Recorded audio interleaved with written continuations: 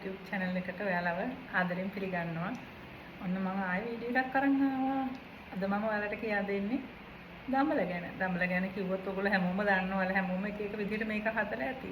අපිට දඹල කරේ එකක් හැදියට හදන්න පුළුවන්, තෙල් දාන්න පුළුවන්, පිකල් එකක් වුණත් හදන්න පුළුවන්, මැල්ලුම් හදන්න පුළුවන්, ටෙම්පරාදු කරලා ගන්න පුළුවන්, පිරිමිඩක් දාලා හින්දලා හදලා ගන්න පුළුවන්. ඔය වගේ විවිධ ක්‍රම තියෙනවා දඹල හදන. ඉතින් මම අද මේ ඔයාලට කියලා දෙන්න යන්නේ දඹල මැල්ලුමක් හදන හැටි. ඉතින් අපි දඹල ගැන පොඩ්ඩක් දැනගෙන ඉමු නේ. දඹල කියන්නේ පොළ, ඒ වගේම මේකේ කරල්, හරිම ප්‍රෝටීන් වලින් මේ බහුල ආහාරයක් තමයි. මේක වැඩිපුරම මේ හැදෙන්නේ සවුත් ඒෂියාවල. අපිටම ආවේනික මේ එළවලුවක් ඉන්දියාව, ලංකාව, ඒ වගේ අපිටම ආවේනික රටවල් වලට සීමා වෙච්ච එළවලුවක්. ඒ වුණාට පිටරට අයත් මේක කන්න ගොඩක් කැමතියි. ඉතින් මේක ගොඩාක්ම ප්‍රෝටීන් වලින් බහුල ආහාරයක්. ඒ වගේම තමයි මේකේ මේන් ඉන්ග්‍රීඩියන්ට්ස් වෙන්නේ විටමින් A.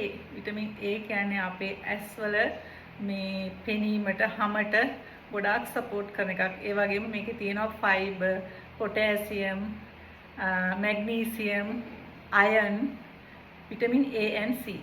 ඉතින් ඔයාලා බලන්න අපි නොදැනුවත්ව මේකේ කොච්චර අපිට ශරීරයට අවශ්‍ය පෝෂක ගුණ තිබිලා තියෙනවද කියලා. ඉතින් දඹල කියන්නේ අපි මස් මාළු කනවා වගේම අපිට සිරුරට අවශ්‍ය ගොඩක් දේවල් එකතු කරගන්න පුළුවන් ආහාරයක්. ඉතින් ඒ නිසා මම අද තීරණය කළා දඹල මැල්ලුමක් හදන්න.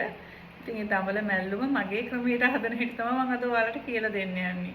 අපිට මේ දඹල විශේෂයෙන්ම අපේ ආහාර ජීර්ණයට ගොඩාක් පහසු කරන ෆයිබර් තියෙන කෙන්දි බහුල ආහාරයක්. ඒ වගේම අපේ මුළු ශරීරයේ ඕවරෝල් හෙල්ත් එකට ගොඩාක් වටිනවා.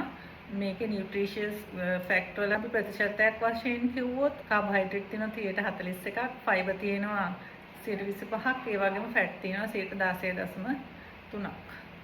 එතකොට ඊට අමතරව තමයි vitamin A, vitamin C, iron, protein මේ හැමදේම එකතු වෙලා තියෙන්නේ.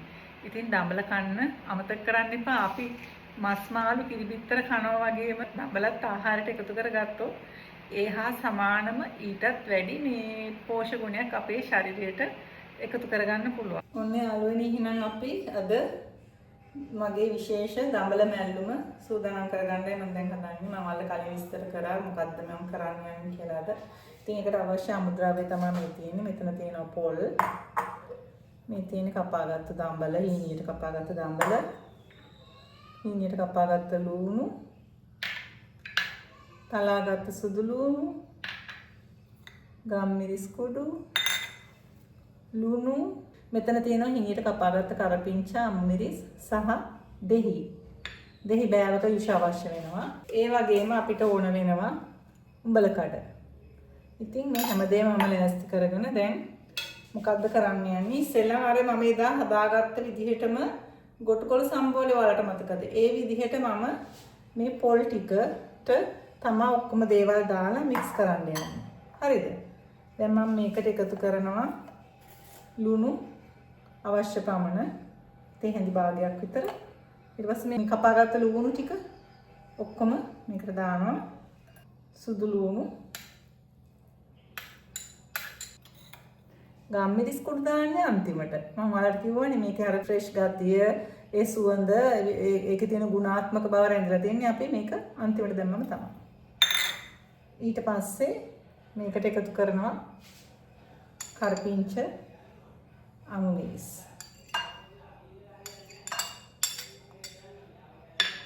දැන් මේකට මම එකතු කරගන්නවා උඹලකඩ කුඩු කරගත්ත මම මේ කඩින් ගත්තේ මේ තියෙන්නේ උඹලකඩ. තේ හැඳි කහමාරක් විතර එකතු කරගන්න. ඊට පස්සේ දැන් අපි මේක හොඳට අනා ගන්නවා. මම අතින් තමයි මේ අනාගන්නේ.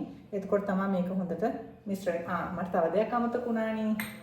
මේකට අපි කහ කුඩු ටිකක් එකතු කරනවා.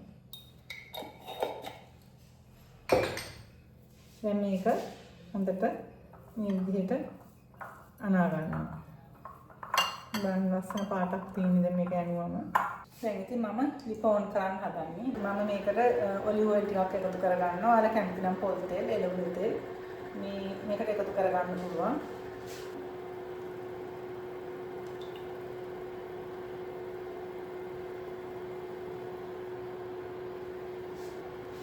මේ බලන්නකෝ. අනාගත පොල් මිශ්‍රණය. දැන් තෙල් එක රත් වෙගෙන එනකොට මේ විදිහට පොල් ටික දාගෙනට එකතු කරගන්නවා. පොල් ටික ඔක්කොම දාගන්න. ඊට පස්සේ හොඳින් මිශ්‍ර කරන්න.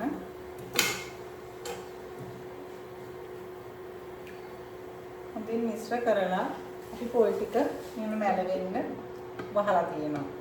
අර පොල් මැල්ලුම වගේ හොඳට මේක තැම්බෙන්න ඕනේ. එතකොට තමයි අර මේ අපි දාපු ඉන්ග්‍රීඩියන්ට්ස් ටික ඔක්කොම මේකට ඇබ්සෝබ් කරගන්න. මේක තැම්බෙන්න විනාඩි 2ක් විතර වහලා තියෙනවා. මම දැන් මේක පොඩ්ඩක් මික්ස් කරනවා. මාරු සුවඳයි. කන්න ආසයි කරනවා. අත්‍තරම සුවඳයි. මේක දැන් තව විනාඩියක් විතර මම වහලා තියෙනවා. ඊට පස්සේ අපි මේකට දඹල ටික එකතු කරන්නේ. ඔන්න දැන් හොඳ සුවඳයි. පොල් ටික දැන් ගානට නැරවිලා තියෙන්නේ බලන්න. මහ පාටට ලස්සනට තියෙනවා. දැන් ඉතින් මේකට කීනියට කපාගත්ත දඹල ටික එකතු කරනවා.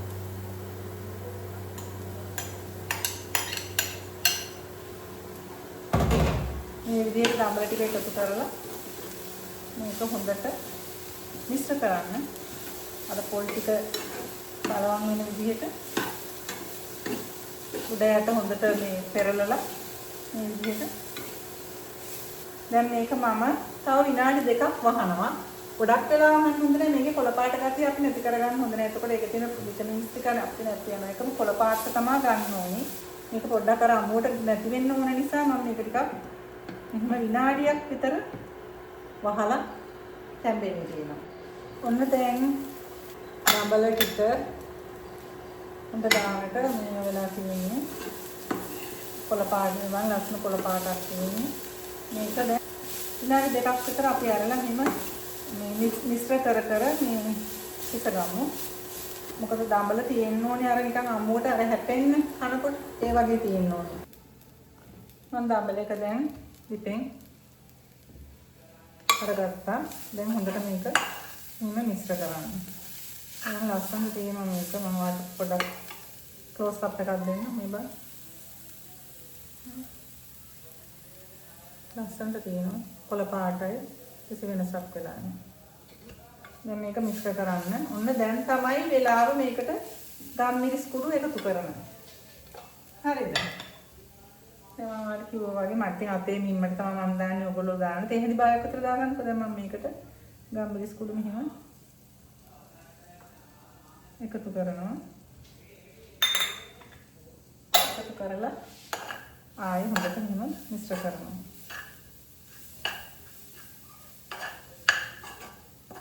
මේක කිසිම තෙත ගතියක් නැහැ. මේ බලන්න වතුර දාන්න එපා කවදාවත්. ඒකට තියෙන විටමින්ස් ටික දිය වෙලා විනාශ වෙලා යනවා. හරිද? මේ තෙල් ටිකට අර පොල් සම්බෝලේ දාලා හොඳට ඒක තැම්බෙනකම් වහලා තිබ්බා.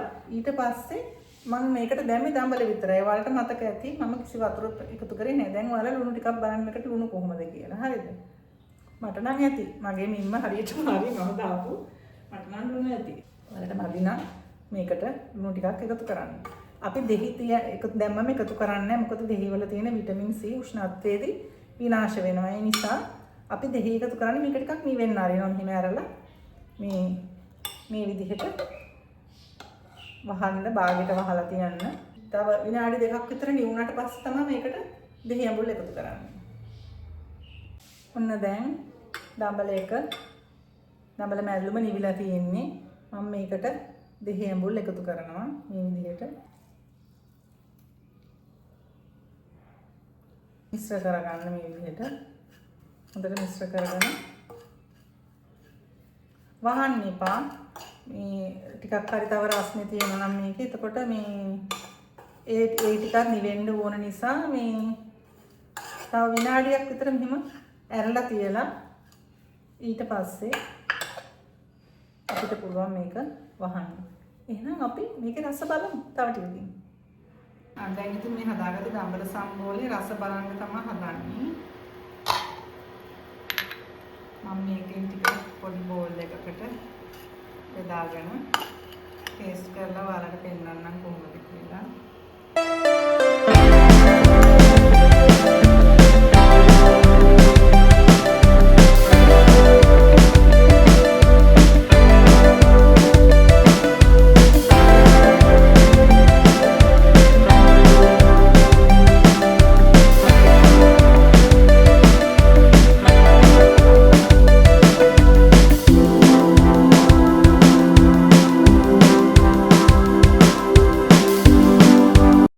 පොඩි බයිට් එකක් කරන් වලට පෙන්නන්න.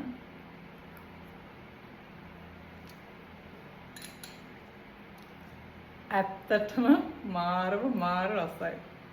ඔයාලා හදලා බලන්න believe me ඔයගොල්ලෝ මේකට මාර විදිහට කැමති වෙනවා. මේ ක්‍රමයට දඹල මැල්ලුම් හදලා කෑවොත් ඒක ඔයාලට නැතුම බැරි දෙයක් වෙයි ඔයාලගේ කෑම මේසෙට. එහෙනම් ඉතින් ඔයගොල්ලෝත් හදලා රස බලන්න මට කියන්න. ඒ වගේම මගේ YouTube channel එක subscribe කරන්න අමතක කරන්න එපා. all කියන notification bell එකක් click කරන්න. ඉතින් මම ඔයාලට ගොඩක් ආදරෙයි. මගේ වීඩියෝ බලනකොට ගොඩක් ස්තුතියි. අලුත් වීඩියෝ එකකින් අපි ආයේ හම්බ වෙමු. හැමතිස්සෙම සතුටින් ඉන්න. ඔයාලා හැමදාම ලස්සනට ඉන්න. ලස්සන හිනාවක් ඔයාලගේ මූණේ රැඳේවා කියලා මම ප්‍රාර්ථනා කරනවා. එහෙනම් ඔයාලට සුබ දවසක්. නැවත හැමෝම සතුටින් ඉන්න. bye.